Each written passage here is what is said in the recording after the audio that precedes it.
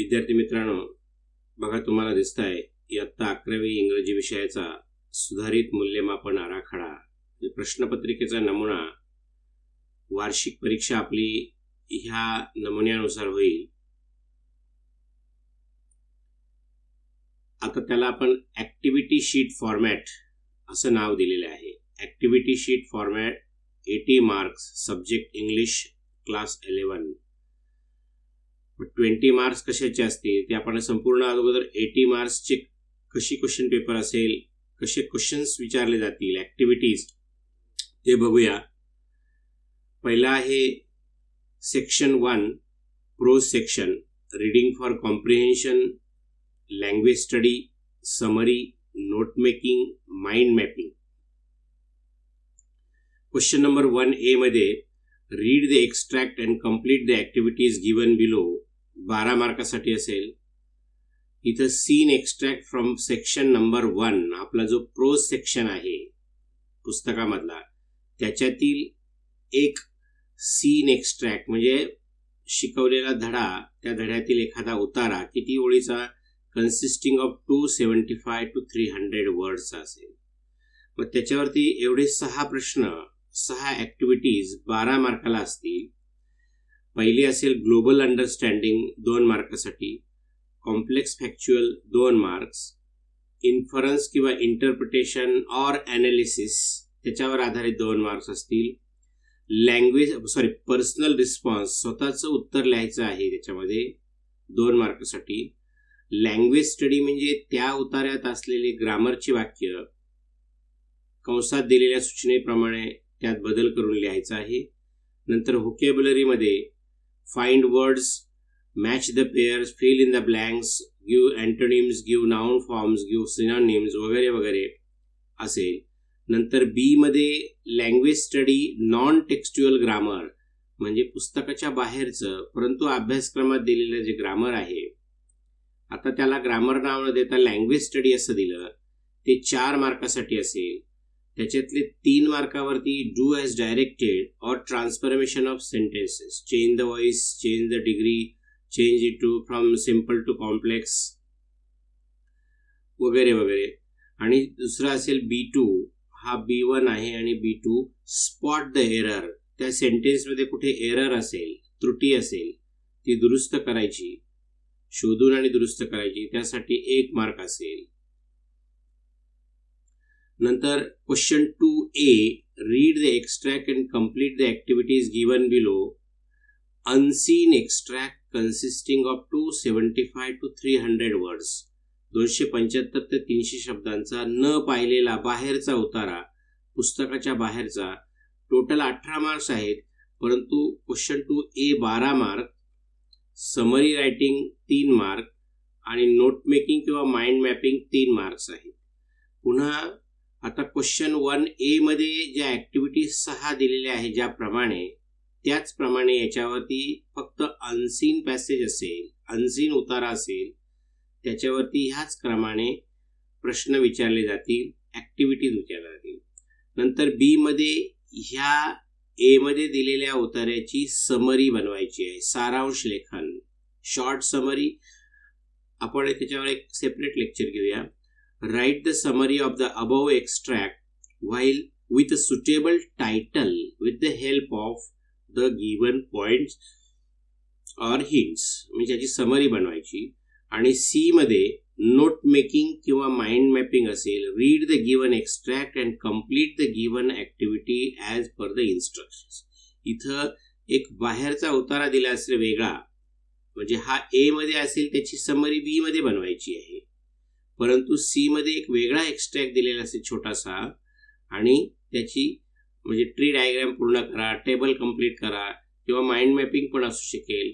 परंतु mind mapping 12वी साठी आहे, 11वीला आपण टेबल किंवा इनकम्प्लीट डायग्राम असेल ती कंप्लीट करण्यासाठी देतो. नंतर सेक्शन 2 बघा, पोएट्री सेक्शन. आपल्याकडे सेक्शन 2 आहे, पोएम जे आहेत त्यातल्या पोएट्री सेक्शन मध्ये poetry and appreciation. Question number 3 हा पोएट्रीवर असेल, 10+4 मार्क्स, 14 मार्कासाठी असेल हे टोटल.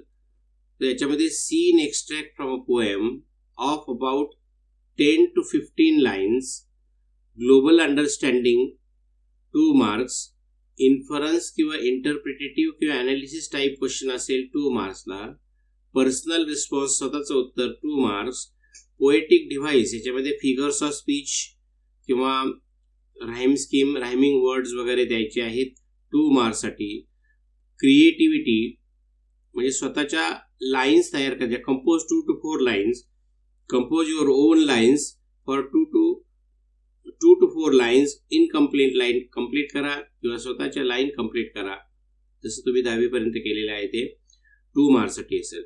नंतर ॲप्रिसिएशन, त्या कवितेचं रसग्रहण. पण आता याच्यामध्ये मात्र क्वेश्चन 3A मध्ये जो एक्स्ट्रॅक्ट दिलेला असेल 10 ते 15 ओळीचा, त्याच्यावर फक्त ह्या ॲक्टिव्हिटीज आहे. बी मध्ये read the extract and write as per the instructions, इथं परत 10 to 15 लाईनचा अनदर पोएमचा एक्स्ट्रॅक्ट असेल आणि त्याच्यावरती ॲक्टिव्हिटीज असतील, त्याच्यावर समरी. क्वेश्चन सेक्शन 3 रायटिंग स्किलमध्ये बघा, complete the activities as per the instructions given below, 16 मार्क्ससाठी रायटिंग स्किल आपल्याकडे आहे. त्याच्यामध्ये ईमेल आहे, लेटर रायटिंग आहे, पण लेटर त्याला आपल्याला फॉर्मल लेटर फक्त आहे. नंतर expansion of ideas, blog writing, film review, appeal writing, leaflet writing, report writing, view counter view, speech writing, comparing, dialogue writing, interview, एवढे ऑप्शन्स असतील. म्हणजे ए मध्ये ईमेल, लेटर हे दोन्ही असणार आहे, तुम्हाला त्याच्यापैकी एक लिहायचं आहे. बी मध्ये expansion of idea, blog writing, film review, चारही असणार आहे, तिन्ही असणार आहे, त्याच्यापैकी एक लिहायचं आहे. Appeal, leaflet, report writing, view counter view हे चारही असणार options. Students can select any one and write your answer on that topic. नंतर याच्या डी मध्ये speech writing, compering, art of compering आपले सेपरेट टॉपिक आहे. हाऊ टू अँकर the program, एखाद्या कार्यक्रमाचं सूत्रसंचालन कसं करायचं. नंतर डायलॉग रायटिंग, इंटरव्ह्यू याच्यावर आधारित असेल, तो तुम्ही एक प्रश्न सोडवायचा आहे. नंतर सेक्शन 4 जो आहे आपला लिटररी जॉनर ड्रामा, त्याच्यामध्ये क्वेश्चन नंबर 5 मध्ये ABCD असे असतील.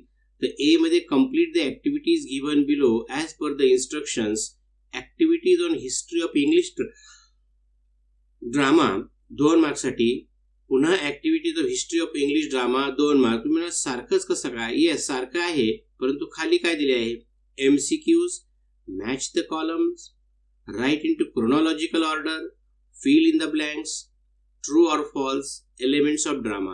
याच्यापैकी एक असणार आहे. म्हणजे समजा ए मध्ये MCQ विचारला, तर बी मध्ये मॅच द कॉलम असेल किंवा क्रोनॉलॉजिकल ऑर्डर असेल किंवा फिल इन द ब्लँक. याच्यापैकी म्हणजे इथं जी ऍक्टिव्हिटी असेल ती इकडे नसणार आहे, पण या ऍक्टिव्हिटी पैकीच एक MCQ, multiple choice questions, match the columns जोड्या जुळवा, क्रोनॉलॉजिकल ऑर्डर त्या कालक्रमानुसार लिहा, fill in the blanks, true or false, elements of drama त्याच्यातले प्लॉट, कॅरेक्टर, थीम वगैरे वरती. म्हणजे याच्यावरती आता क्वेश्चन 5A मध्ये activities in this section will be on unit number 4.1. A मध्ये 4.1 असेल. बी मध्ये answer in about 50 words to the questions given below.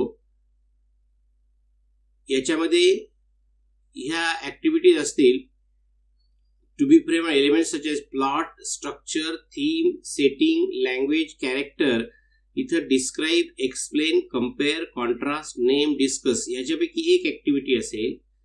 इकडे illustrate, interpret, narrate, justify, find, identify 2 मार्काला. मग ह्याच्यावरती ऍक्टिव्हिटी ज्या असतील 4.2 बी मध्ये 4.2 वर असतील 4 मार्कासाठी. नंतर सी मध्ये सुद्धा answer in about 50 words to questions given below. याच्यामध्ये बघा पुन्हा 2-2 मार्काला हे ऑब्जेक्टिव्ह आहेत. डिस्क्राईब करा, explain, compare, contrast, name, discuss. Illustrate, interpret, narrate, justify, find, identify याच्यापैकी एक ॲक्टिव्हिटी. तुम्हाला सगळं नसणार आहे, परंतु याच्यामध्ये activity in the section will be on 4.3. नंतर डी मध्ये answer in about 50 words to the questions given below 4 मार्क्ससाठी. आणि याच्यावर पुन्हा plot, structure, theme, setting, language, character याच्या आधारे describe, explain, compare, contrast, name, discuss त्याच्यापैकी एक ॲक्टिव्हिटी असेल 2 मार्क्ससाठी.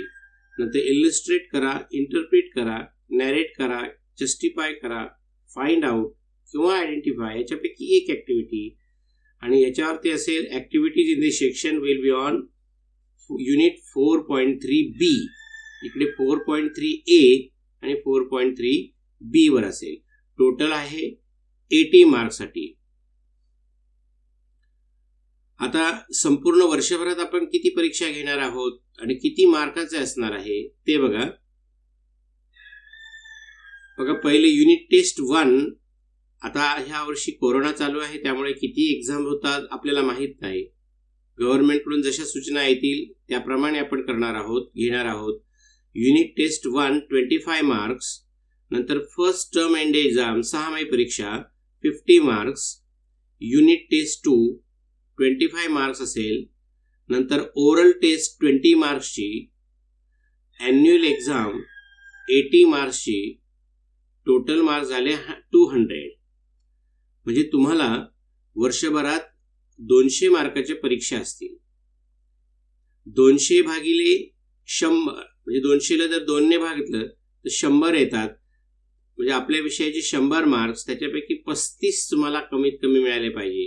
म्हणजे 100 मिळाले पाहिजे. आता 200 पैकी 100 मार्काचे टोटल आणि पासिंग आहे 35%. अशा पद्धतीने या वर्षभराच्या परीक्षा घेतल्या जातील. मित्रांनो, start your study today. You will score more in the exam. Have a nice day. समजलं नसेल तर पुन्हा हा व्हिडिओ बघा. क्वेश्चन पेपर फॉर्मॅट समजून घ्या. अभ्यासाला सुरुवात करा. तोपर्यंत आपण इथं थांबूया. पुढच्या व्हिडिओची वाट बघा.